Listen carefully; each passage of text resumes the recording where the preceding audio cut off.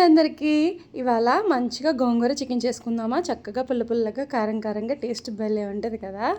ఈ కర్రీ కూడా అందరూ ఒక్కొక్కరు ఒక్కొక్క స్టైల్లో చేస్తారు. ఇది వచ్చేసి నా స్టైల్ అనమాట. చెప్పాలంటే నాకు పెళ్ళైన కొత్తలో వంటలు అస్సలు రావు.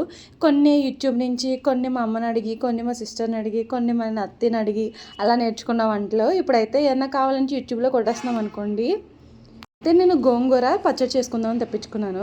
కాకపోతే సడన్గా ఎందుకో చికెన్ గోంగూర తినాలనిపించింది. అందుకే ఇంక వెంటనే చికెన్ తెప్పించుకొని ప్రాసెస్ అయితే స్టార్ట్ చేసుకున్నాను. ఏం లేదు, గోంగూర నీట్గా క్లీన్ చేసుకుని నేను ఫస్ట్ మగ్గబెట్టేసుకుంటానండి. ఇంకా మిక్సీ పట్టే పని ఉండదు.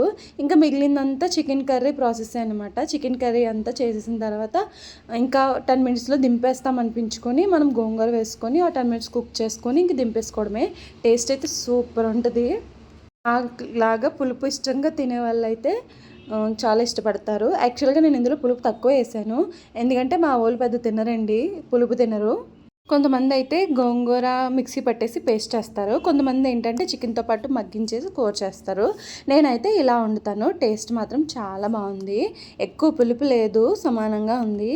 నాకైతే కర్రీ భలే నచ్చింది. సరే, నెక్స్ట్ వీడియోలో కలుద్దాం. ఈ లోపు మీరు సబ్స్క్రైబ్ చేసేయండి. Bye guys.